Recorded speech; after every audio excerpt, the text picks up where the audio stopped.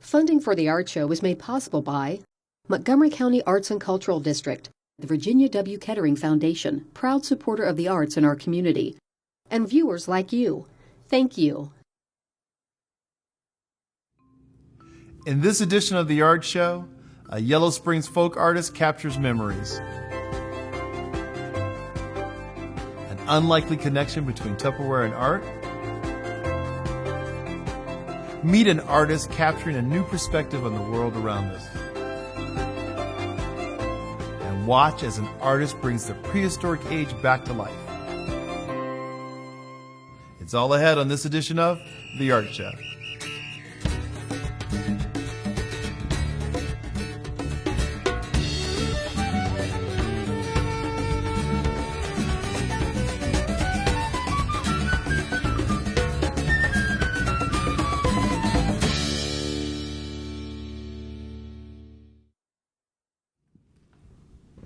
Hello, I'm Rodney Veal, and welcome to The Art Show, where each week we showcase local, regional, and national artists and arts organizations.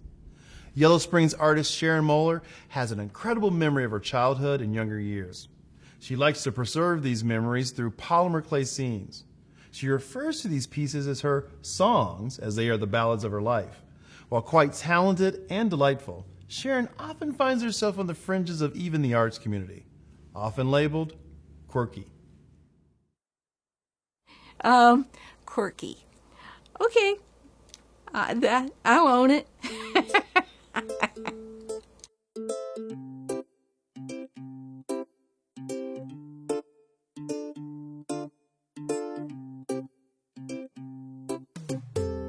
Creative people are usually kind of messy, and they don't stay in line well, and they ask an awful lot of questions that people don't want to bother with. I had this very deep need to express myself and keep inventing, because every time I invent a new way to do something, I get just a high, and it is hugely exciting to be an artist. I've been an artist my entire life. I got divorced 37 years ago. I was very lost. So I took my drawing lots of places. My sketch pad was my ticket to everywhere. If I was standing there drawing, I could go anywhere.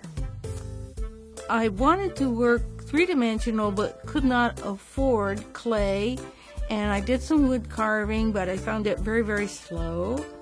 And when I discovered polymer clay, I was very excited, because it's much easier to make things three-dimensional than it is to draw them. And like most artists, I have stories to tell about my own life, and I use my art to do that.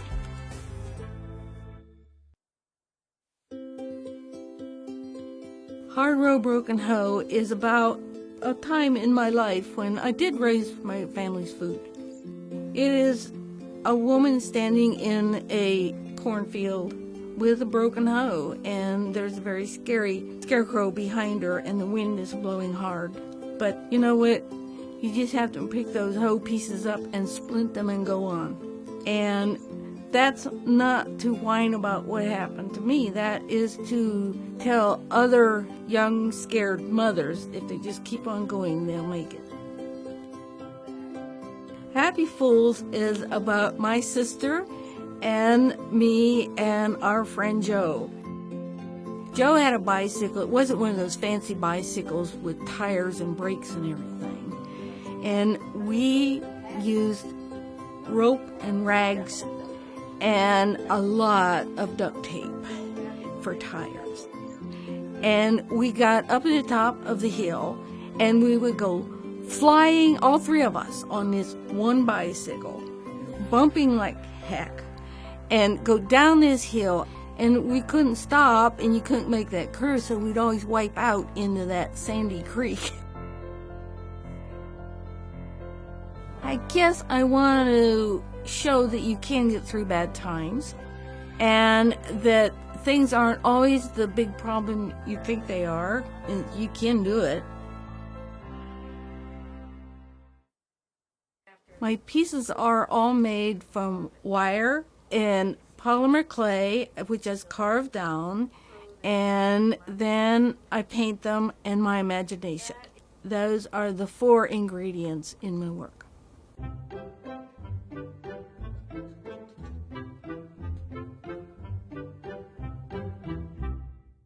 I cut the wire and I fold it and bend it into a shape which is sort of like a stick man.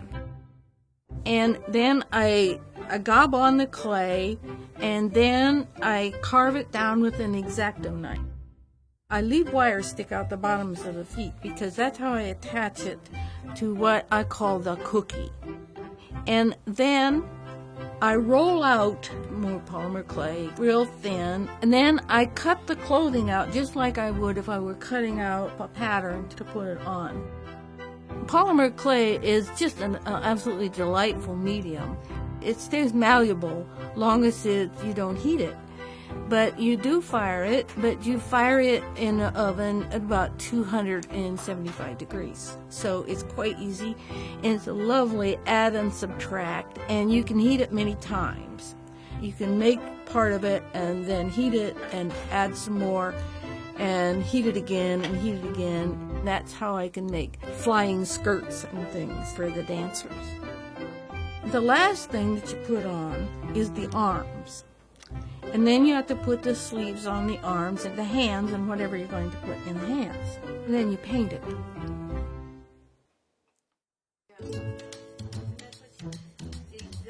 I think creativity is creativity. This is just the medium that I got that could work into my life. One of the reasons I work so tiny is because I've always been restricted with space and money and time. That is me when my children were young, and I learned to work with acrylic. And there were kids fighting, there were dogs and cats under my feet, there were toys all over the place. The baby was riding my hip, and my middle son is sitting at my feet reading a book. But you can't wait for the right time. If you're going to be an artist, you have to do it. You can't wait for the right time.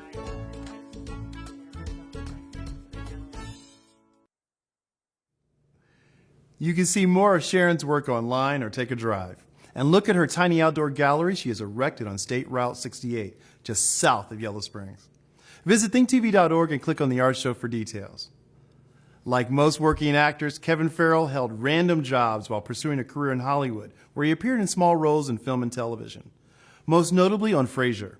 When a friend encouraged him to sell Tupperware and drag to supplement his income, his alter ego known as DWI was born. Dee soon became Tupperware's #1 salesperson in North America for 4 years running and still rates among the nation's top 5 sellers.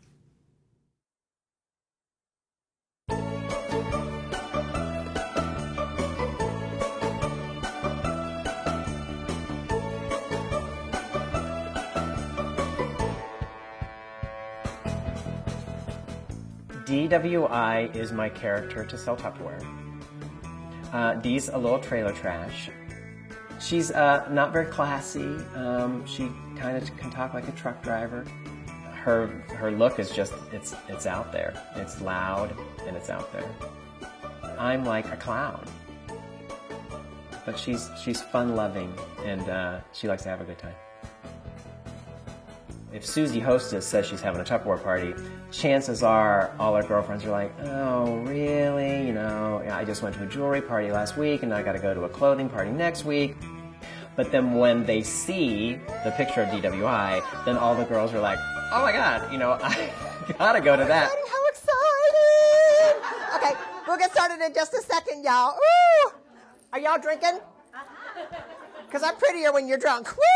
Her character is from Tennessee, and she was the last sole heir to the Jack Daniels fortune. So she had a little drinking problem. So DWI is really driving while intoxicated. How fun is that? It's incredible. So I grew up here in Columbus, Ohio, went to Centennial High School, then I went to Miami University of Ohio. I worked as an actor for about 10 years in Chicago. I got cast on an episode of Frasier, which took me out to Los Angeles. I played David Hyde Pierce's lookalike on an episode. Oh, everyone, this is Rodney Banks. Dr. Niles Craig? How do you do? The pleasure is mine. So that took me to Los Angeles, and then I started working as an actor, pretty nonstop. And then I started selling Tupperware, and it just took off. Before we get started, I want to do a little survey. Now, how many of us have ever been to a Tupperware party before? Raise your hands. Very good, quite a few of us. Was it a Tupperware party like this? Hell no. 2007 to 2010, I was #1 in the nation. So 4 years in a row, I sold more Tupperware personally than anybody else in the nation. And then I started making more money doing this than I ever did as an actor. And I'm like, well, shoot, I don't want to live in Hollywood anymore. They have earthquakes and crazy people. So I decided to move home here 2 years ago. So now I'm back and I live in Powell. Woo! Oh my God! I know, I'm a Buckeye. I think really Tupperware has grown to embrace the drag queen aspect, because there are other guys who sell in drag. I'm not the only one. We are actually bringing Tupperware to a whole new generation of people who don't even know that Tupperware is still around. And we do it with such an entertaining aspect to our show that, that people just find it more fun. All right, pickles and cheese, zucchini and carrot, season and serve some fine taste and ferret. Your food has never tasted so fresh to date, right? Okay. I would say that 95% of the people come to see DWI and then they buy the Tupperware afterwards. Tupperware Corporate is really on board with what we do because we're selling more product than half of their sales force. But there are people who don't understand what I do. And that makes me sad because I'm an actor who dresses up as a character. I come as Kevin, I get dressed up as Dee at your house, and I take Dee off and I leave your house as Kevin because I don't drive around town in drag. And I don't go to the shopping stores as Dee, I don't hang out and go to the zoo as Dee. It is a character that I put on and a character I take off, much like any character in a live play at the theater. The business side of my business is huge because I average 4 to 5 parties a week. So if I'm not working, I'm in my office, I'm calling hostesses to confirm their dates, I'm dating new parties, I'm entering all the orders. Sometimes things don't show up in shipments, so I'm calling, the warehouse to make sure that orders are fulfilled. When I moved to Los Angeles, I thought I was going to be this big-time television actor. I was going to have my own show. I was going to have this huge house in Beverly Hills. And it was all based on being an entertainer. Well, what happened is I got exactly what I wanted, but it just came in a different package, which is amazing. Come up and touch and feel, the Tupperware included, all right? And I just wanted to be a paid actor. Now, my paycheck comes from Tupperware. It doesn't come from NBC or CBS or Showtime. I'm selling just as much here as I was in Los Angeles. There is really a need for a drag queen Tupperware lady in Columbus, Ohio. I love the fact that 20-year-olds to 90-year-olds can come to my parties and have a good time. I really just want to entertain people and for them to have a good time. Now, as I said, my name is DWI, Miss Tennessee. Woo! The FedEx man is here to deliver Tupperware. Dee also has a book, Confessions of a Drag Queen Tupperware Lady, available on Amazon or Barnes & Noble. Like DWI on Facebook. Be entertained and get some good deals on Tupperware.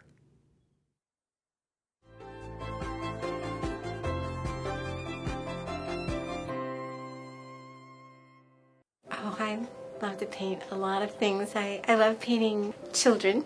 I paint a lot of the dance classes here at Rosewood. The color and the movement, and I love painting figures. And I like painting landscapes and, just about anything. I paint in oils.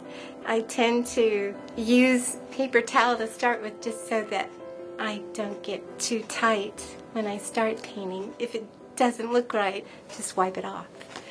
I enjoy what I'm doing, but I do realize a lot of people know my work just by the colors. I've even tried to mix up my colors a lot of times, but I end up going back to the same colors. Anything that the light hits, especially early morning light or evening light at dusk, it just blows me away sometimes. A lot of my work just deals with that time of day. Oh, I just love it. We want to introduce as many local artists to the community as we can. So email us a short video like the one you just saw, and maybe we'll give you a quick shout out. It doesn't have to be professional. Shoot it on your smartphone if you want. Just show us an example of your studio and some examples of your work. Now, for Sacramento artist Justin Majeski, a photo is truly worth 1,000 words. Through time-lapse photography, Majeski invites each viewer to see the beauty that surrounds us, frame by frame.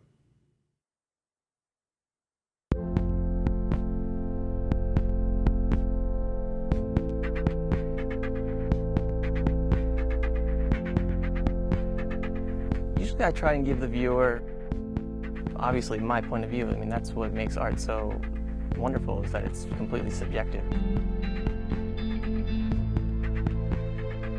I remember seeing a photo that was on a National Geographic cover, and you might know it, it's kind of famous. It was a young woman from another country, and her eyes, her green eyes, I remember being about 12 years old, and just looking at that photo, and it made me feel something different inside. I don't know, it made me feel in a way that I've never felt by looking at a photograph, and I didn't even know that that was possible. I didn't know that you could look at an image and it would change your outlook.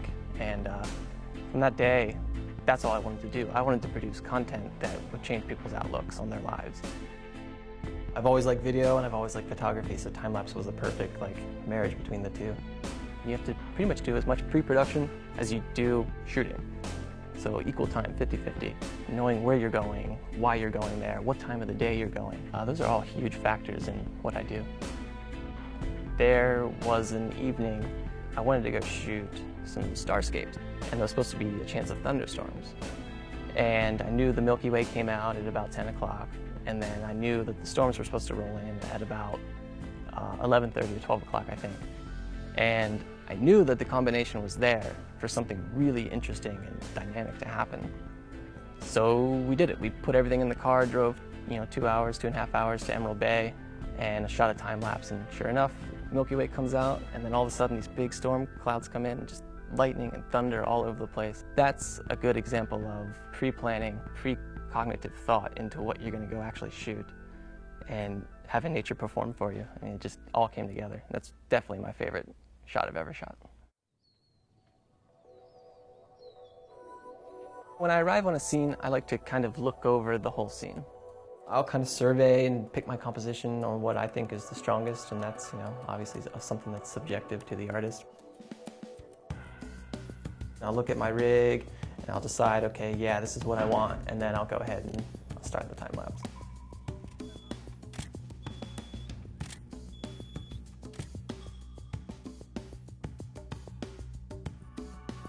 Every time it's different. It depends on the subject matter of what I'm shooting, of how long I'll shoot.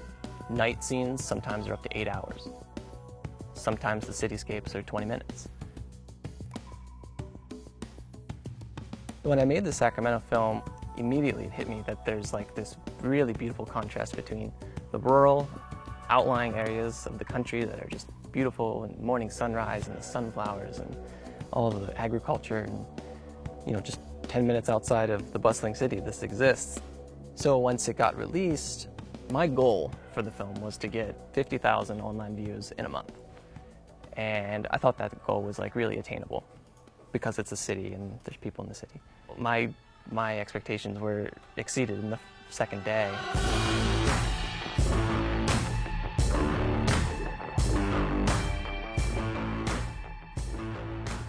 It started getting posted on other blog sites, F-Stoppers, CNN. It was kind of everywhere for a little while there. And, just really humbling and exciting. I like to believe I was maybe born an artist. I don't know if that's true or not, but my grandfather and great-grandfather were award-winning photographers in Baltimore, and my grandfather used to shoot for the Baltimore Zoo and all that stuff. And so I kind of grew up around photography. He had a photography studio in his basement that I would always go down and Google at when I was young, I heard a good quote once, and the difference between a professional photographer and an amateur photographer is professionals already made all the mistakes. And I take that to heart, and I think that's completely true, because I have failed a lot, and you will too, but that's part of learning. Me and my wife this summer are going to go travel around the western seaboard, and we're going to shoot a bunch of time lapses and photos while we're out there camping, and just keep putting more content out there, more inspiring content. A lot of people spend a lot of time in their homes, and they don't get really to go out and appreciate like a nice sunset or sunrise or the stars or things like that. And I wanted to show these people that this stuff exists. I mean, this stuff is here. It's beautiful scenery just out your doorstep. And I want to inspire people to go outside and enjoy nature, because it's all around us.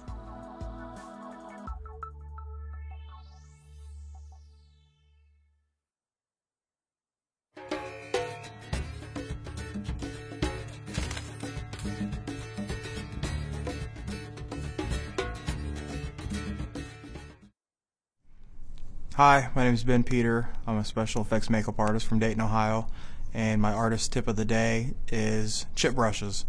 They're great for flecking little small amounts of paint all over your art, and it'll help create depth in your piece.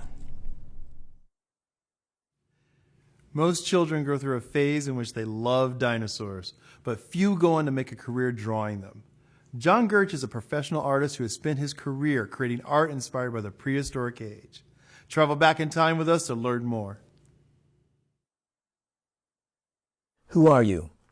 We beings from your future are using every method we can devise to bring you into focus and answer this question.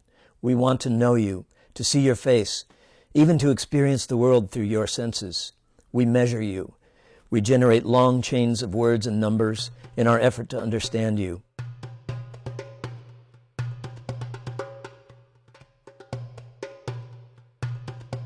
When you're a kid and you're interested in something, you do art about it.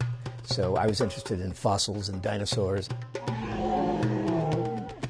It still makes sense to do that as an adult. You study something, it's very exciting. You may publish about it, you may do scientific work, but somehow that's not quite enough. And to actually give vent to some of the aesthetic feelings that come from the field, which are rich in this case, you have to venture into the realm of art, I think. My name is John Gertsch. I'm a paleo artist.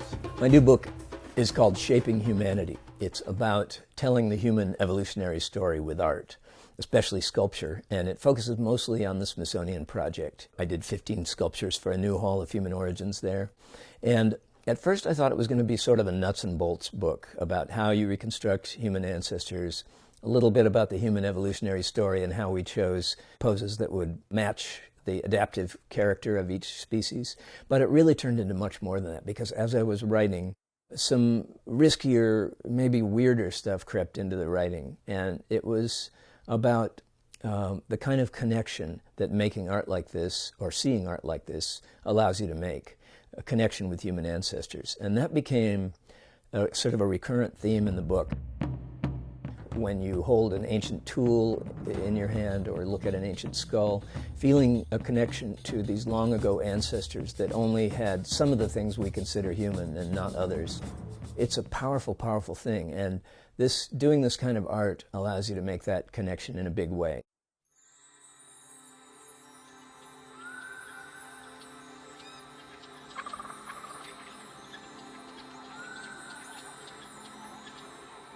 The U.S. Postal Service asked me to do this project, working on art for 4 postal stamps. They usually do art that's 5 times the size of the stamp, and then they shrink it down. And I said I wanted to do it 1.5 times the size. So it's very, very slightly larger than the stamps themselves, and they're very, very tiny little pieces of art. But I used very small brushes, and it all came out very well, I think. I did some work for Jurassic Park, the movie. They actually wanted me to develop the dinosaurs more as characters to the extent that I could. The humans were being stalked by the velociraptors inside the visitor center, and in one case they're coming through a library shelf scattering books. I had always seen velociraptors as this kind of foul-smelling, evil chickens with switchblades, you know, nasty creatures that you don't want to run into. And that was when we only knew about small ones. So everything I did was pretty much in that character. My first job for National Geographic had a sort of charmed existence. It was amazing because I went to them and the art director said, "We're doing something on the March of Extinction, but we're not sure what we want to do." Which I love to hear because I have a lot of ideas. So I get to sort of experiment with mine if they don't know yet. So I said, well, there's this painting I've always wanted to do. And I sort of scribbled it out and described it. And he said, do a drawing of that. And I did a drawing. He said, fantastic, paint it. I painted it. There were no changes. It was done initially for a poster insert. I got a call one day saying it had made the cover. And then it went on to win a gold medal at the Society of Illustrators and other awards. So it was like just a charmed existence. And I thought working for National Geographic is really, really fun.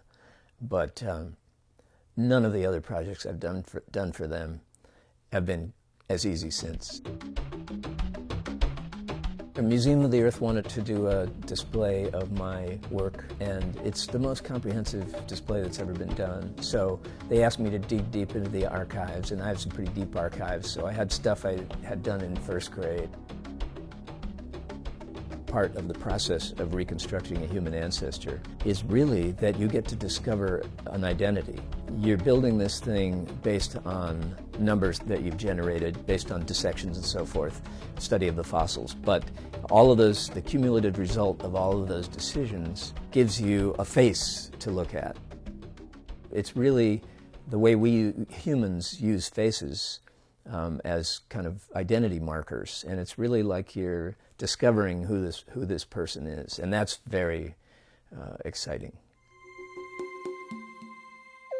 I want to create figures that are both aesthetically compelling and are scientifically based on the best science you can currently get, and make sure that it's something that is going to move people. To see more of John's work on his website, visit thinktv.org. Just click on the Art Show for the link. And that wraps it up for this edition of the Art Show. Until next time, I'm Rodney Veal, and thanks for watching.